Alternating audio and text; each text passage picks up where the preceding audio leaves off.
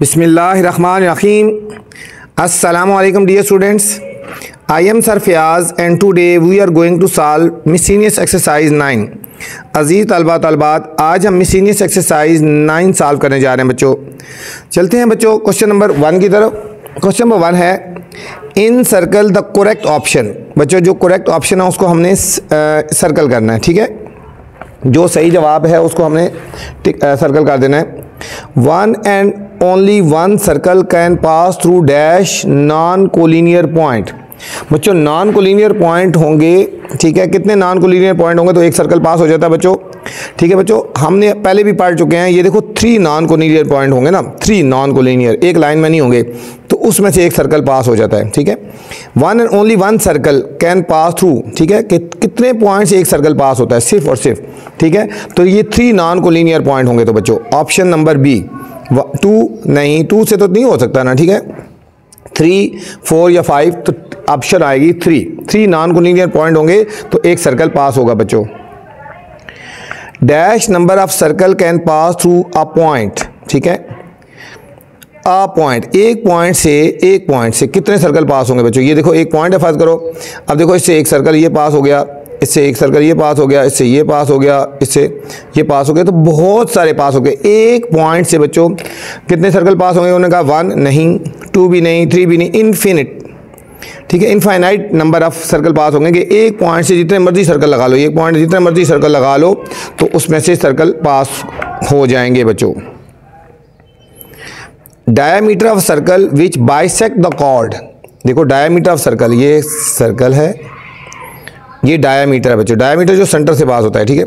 Diameter of circle which bisect the chord, chord वो होता है कि जो सेंटर से पास नहीं होता। ये chord is dash the chord, ये क्या होगा कॉर्ड के ऊपर, देखो 90 का एंगल बना रहा है, ये सेंटर से पास हो रहा है, 90 का एंगल बना रहा है, तो ये परपेंडिकुलर होगा बच्चों।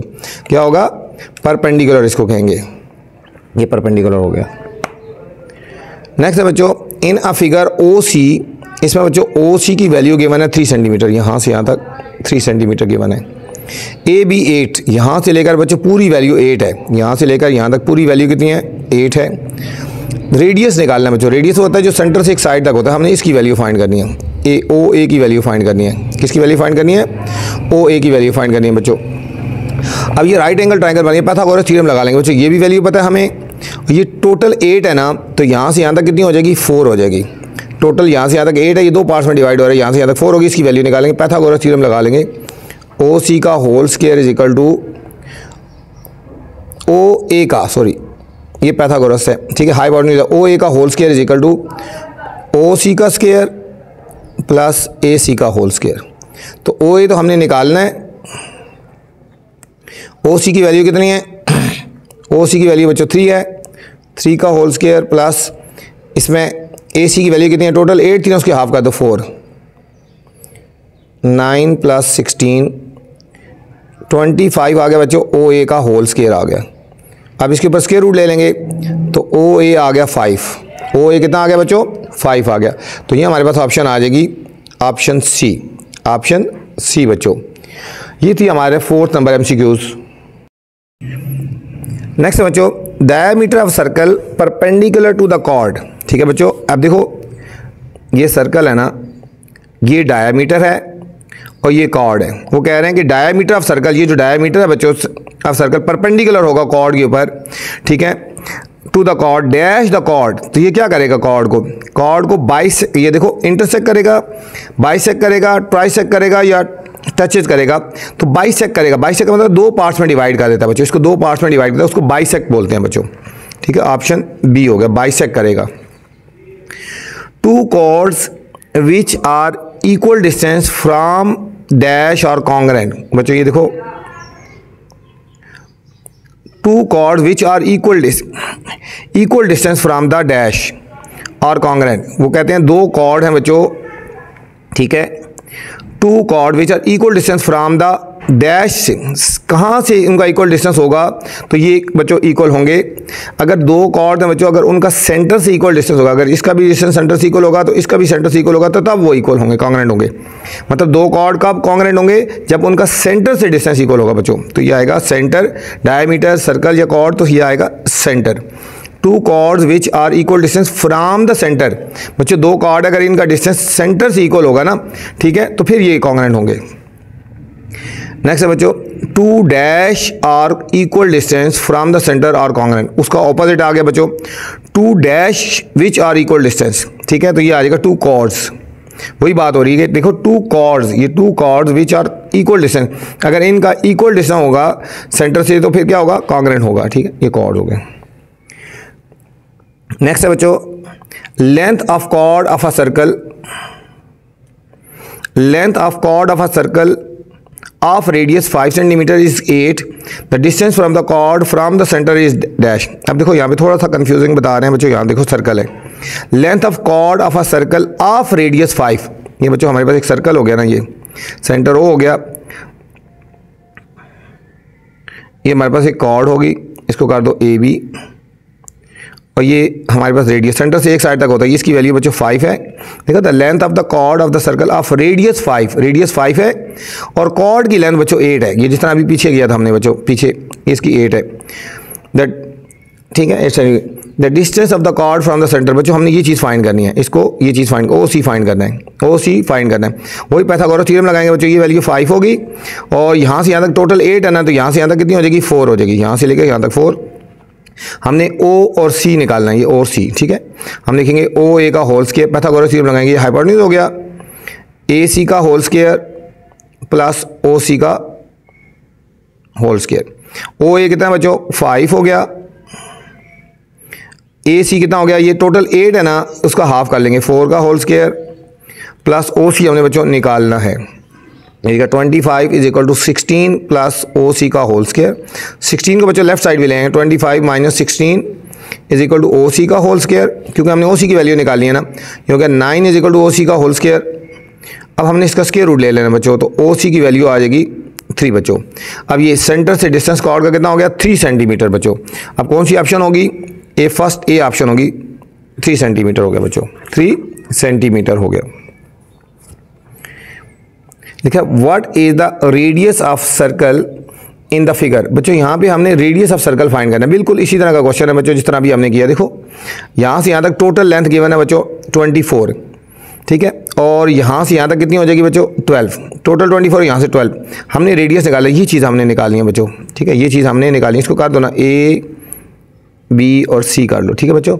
हमने इसमें ओ बी निकालना है, बिल्कुल सेम उसी तरह का फार्मूला लगाएंगे बच्चों, ठीक है। हम इसको जिस तरह भी हमने पहले किया अभी इस तरह का हम यहाँ लिखेंगे ओ बी का, ये हाइपोटेन्यूज हो जाएगा ना, ओ बी का होल स्क्वायर, तो ये हो जाएगा ओ सी का होल स्क्वायर प्लस इसको कर दो बी सी का होल स्क्वायर, ठीक है। हमने रेडियस निकालना ये है, ठीक है, तो हम ओ बी का होल स्क्वायर, ओ सी की वैल्यू कितनी है बच्चों 5, बी सी, अब ये हाफ हो जाएगा, टोटल 24 है तो ये हाफ हो जाएगा 12 हो जाएगा बच्चों, यहाँ से 12, 25 प्लस 144 169 हो गया ना बच्चों, ओ बी का होल स्क्वायर, और इसका अंडर ले लेंगे बच्चों, तो ओ बी हमारा आ जाएगा 13, तो हमारे पास ओ बी जो है वो रेडियस आ गया, ये 13 आ जाएगा बच्चों, ये ऑप्शन डी हो जाएगा बच्चों हमारे पास 13, ऑप्शन डी हो जाएगा हमारे पास बच्चों 13।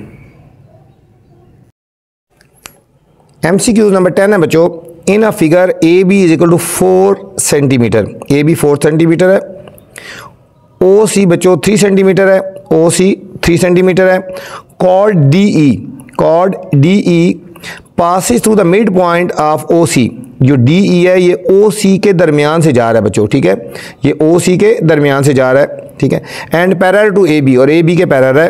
What is the length of D E, बच्चों हमने इस डी ई की लेंथ फाइंड करनी है, इसकी हमने इस कॉर्ड की लेंथ हमने फाइंड करनी है, ठीक है। तो इसको सॉल्व कर लेते हैं, मैं यहाँ डायग्राम बना लिए, यहाँ पे दोबारा थोड़ा सा आपको समझ आ जाए सही। अब यहाँ पे वैल्यू लिखते हैं, A B is equal to 4 centimetre, बच्चों यहाँ से लेकर यहाँ तक की वैल्यू है 4 सेंटीमीटर पूरी, ये पूरी 4 सेंटीमीटर है, तो इसका मतलब ये भी 2 हो जाएगी और ये भी 2 हो जाएगी। ओ सी बच्चों यहाँ से लेकर यहाँ तक पूरी है 3 सेंटीमीटर, 3 सेंटीमीटर पूरी 3 सेंटीमीटर, इसका मतलब है यहाँ से यहाँ तक 1.5 हो जाएगी और यहाँ से यहाँ तक 1. क्योंकि डी इसके मिड से जा रहे हैं ना, ठीक है बच्चों, ये 1.5 यहाँ से यहाँ तक, यहाँ से यहाँ तक, और टोटल 3 है। हमने डी ई की वैल्यू फाइंड करनी है, हमने डी ई की वैल्यू फाइंड करनी है बच्चों, ठीक है। तो सबसे पहले हम इस ट्रायंगल को सॉल्व करते हैं बच्चों, सबसे पहले हम इस ट्रायंगल को सॉल्व करेंगे ना, यहाँ पे ठीक है, क्योंकि हमें ये वाली वैल्यू पता चल जाएगी ना तो इसको डबल कर लेंगे। तो सबसे पहले बच्चों ये ट्राइंगल सॉल्व करते हैं, ट्राइंगल ओ ए सी, ट्राइंगल ओ ए और सी, इसको सॉल्व करके बच्चों हम ओ ए की वैल्यू फाइंड कर लेंगे बच्चों। ये पाइथागोरस थ्योरम लगाएंगे तो ये हाइपोटेन्यूज का स्क्वायर ओ ए का whole square is equal to A C का whole square plus O C का होल स्क्वायर बच्चों। अभी हम ओ ए की वैल्यू फाइंड करने जा रहे हैं, तो ओ ए का whole square is equal to A C कितना है बच्चों, टोटल था ना हमारे पास यहाँ से यहाँ तक 4, तो 2 इधर हो गया 2 इधर, तो ये वैल्यू आ गई 2 का होल स्क्वायर। ओ सी की वैल्यू कितनी है टोटल 3, यहाँ से ओ सी पूरा चाहिए ना 3 का होल स्क्वायर, 2 का स्क्वायर होगा 4 + 9 इज इक्वल टू 13 आ गया बच्चों। ये हो गया ओ ए का होल स्क्वायर आ गया ना। हमने ओ ए की वैल्यू फाइंड करनी है तो इसका अंडर रूट ले लेंगे बच्चों, तो O A is equal to हमारे पास आ जाएगा 3.6 बच्चों। ये हमारे पास रेडियस आ गया बच्चों, ये ओ ए कितना आ गया 3.6 आ गया बच्चों, हमारे पास ये रेडियस आ गया। ठीक है,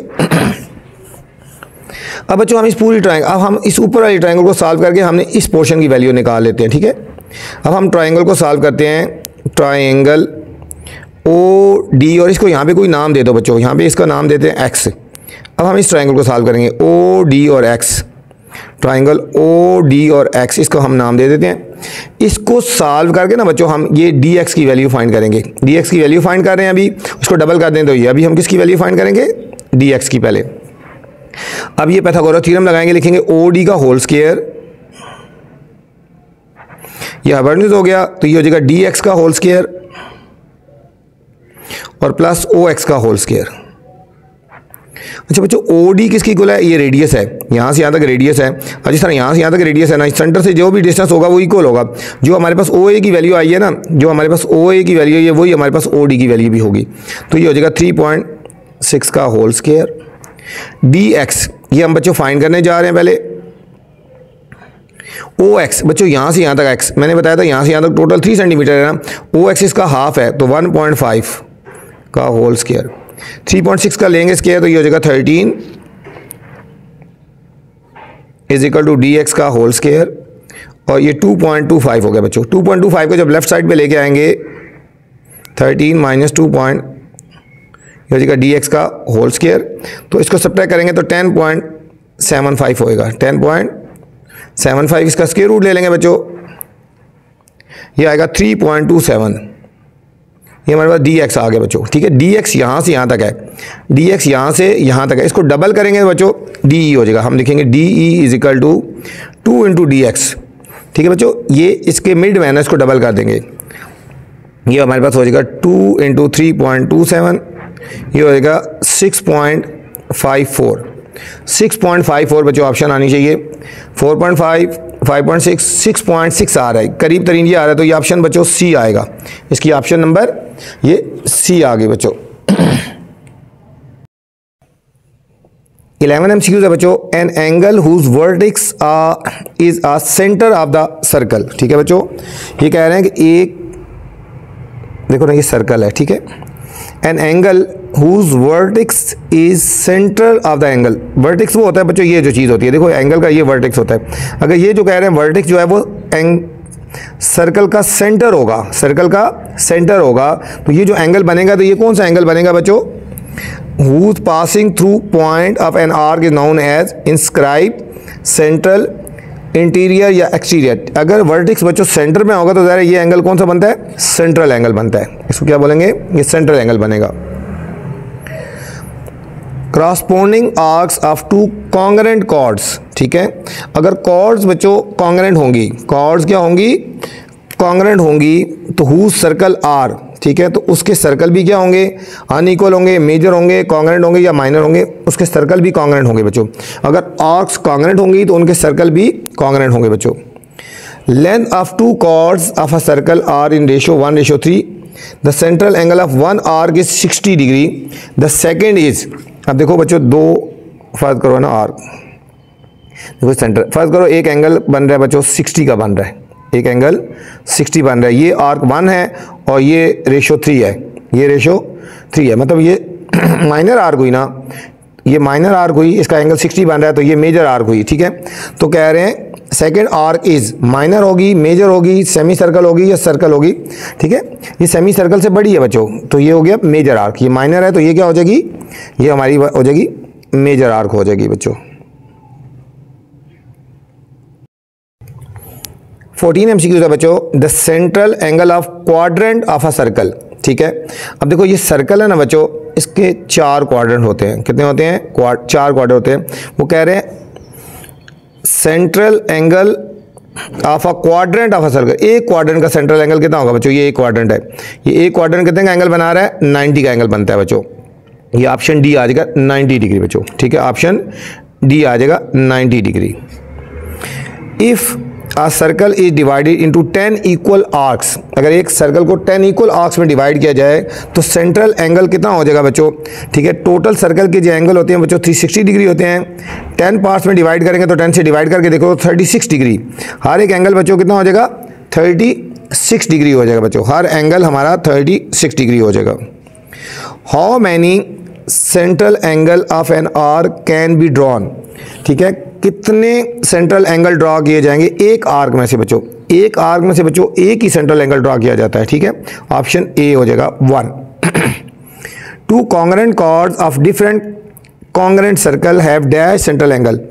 2 कॉन्ग्रेंट कॉर्ड्स, अगर 2 बच्चों कॉर्ड्स कॉन्ग्रेंट होंगी ऑफ 2 कॉन्ग्रेंट सर्कल, और सर्कल भी कॉन्ग्रेंट होंगे, ठीक है, dash circle have dash central angle, तो बच्चों उनके जो सेंट्रल एंगल वो भी क्या हो जाएंगे? सेम होंगे बच्चों। अगर कॉर्ड्स हमारी सेम होंगी और सर्कल भी हमारे सेम होंगे तो हमारा क्या हो जाएगी? सेंटर भी उनका सेम हो जाएगा बच्चों। Central angle of an arc whose included the semi circle is it. ठीक है बच्चों, अगर एक आर्क है उसमें सेमी सर्कल इंक्लूड है बच्चों। ठीक है, याद रखना कि ठीक है बच्चों, एक सर्कल होता है ना, ये देखो जो सेमी सर्कल होता है ना बच्चों, आधा सर्कल होता है, वो 180 का एंगल बनाता है। अगर ये इंक्लूड है उसके अंदर, अगर ये इंक्लूड है, समझो कि सेमी सर्कल से बड़ा है ना, तो एंगल कौन सा बनेगा बच्चों? सेमी सर्कल में बच्चों 180 डिग्री बनता है ना। ठीक है, तो सेमी सर्कल इंक्लूड है, इसका मतलब है कि सेमी सर्कल से बड़ा होगा, तो कौन सी ऑप्शन होगी? ग्रेटर देन 180 डिग्री बच्चों। ये थी बच्चों मिसलेनियस एक्सरसाइज 9, इसमें सिर्फ MCQs थे। उम्मीद है आपको समझ आई होगी बच्चों। अब आपसे गुजारिश है चैनल को लाइक करना है, सब्सक्राइब करना है और दोस्तों के साथ शेयर भी करना है, ताकि जो नई वीडियो बनाऊं बर वक्त आप तक पहुंचे। अपना ख्याल रखना बच्चों। अल्लाह हाफिज़।